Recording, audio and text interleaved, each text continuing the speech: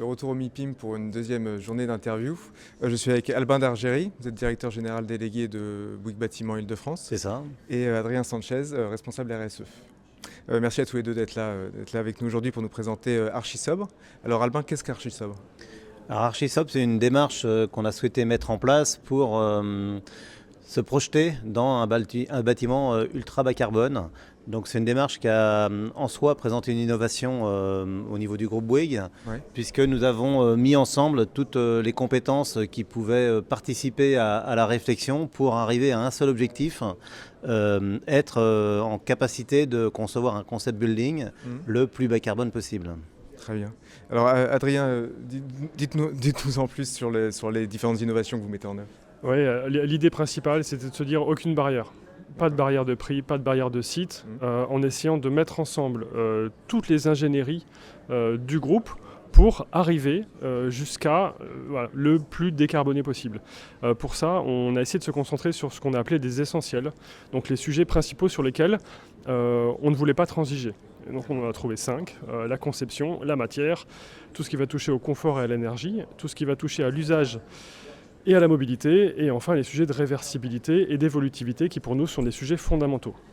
Dans ce cadre-là, la démarche dans laquelle on était vraiment une démarche d'économie de matière, en se disant la matière au bon endroit, elle peut venir d'une force de notre groupe qui est une ingénierie puissante. Et en se disant, si on fait du TCE tous ensemble, est-ce qu'on arrive à trouver cette espèce d'Eldorado de l'optimum entre consommation de matière, bas carbone, consommation d'énergie, confort, bas carbone, en ne transigeant sur rien, pour avoir un ensemble qui soit cohérent. Et résultats en termes d'impact ? Les résultats, ils sont allés au-delà, je prends la parole, ils sont allés au-delà de ce qu'on attendait, puisque j'avais donné un seul focus, c'était d'être le plus bas carbone possible. Ouais. Et là, aujourd'hui, on arrive à diviser par 3 les normes, enfin ce qui se fait aujourd'hui en termes de construction d'un immeuble tertiaire neuf. Et donc on se projette déjà avec notre bâtiment en dessous des réglementations de la RE 2020 qui seront applicables en 2031. D'accord. Et à quel point ce proof of concept, quelque part, peut avoir une force transformative pour toute l'industrie en général ? On sait aujourd'hui que l'avantage de travailler sur des concept building, c'est que soit on peut les réaliser en tant que tels, soit on a certains éléments dans lesquels on va pouvoir aller piocher pour améliorer tous les projets sur lesquels on travaille. Et c'est notamment toute la démarche qu'on a eue avec Franck Boutet et avec les 3 architectes.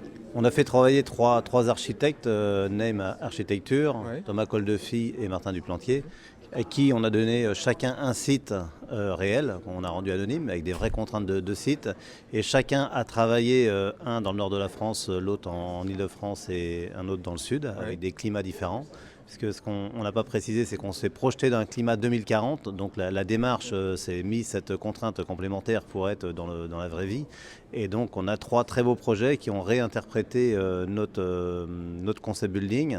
Et ces 3 projets sont également conformes RE 2020-2031. D'accord. Donc, validé par Franck Boutet, consultant. C'est une démarche qui est importante parce que l'ambition, c'est d'être acteur d'un monde moins carboné. Et donc, dans cette ambition, le concept building qui a été constitué par les équipes amène des briques qui, chacune d'elles, vont pouvoir servir à d'autres projets ou à des réponses qu'on va amener à nos clients.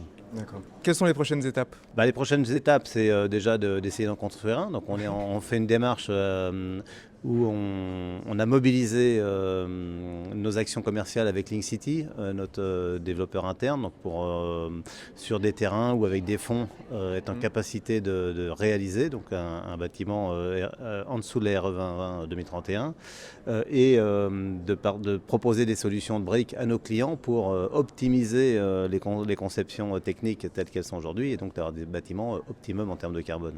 Très bien.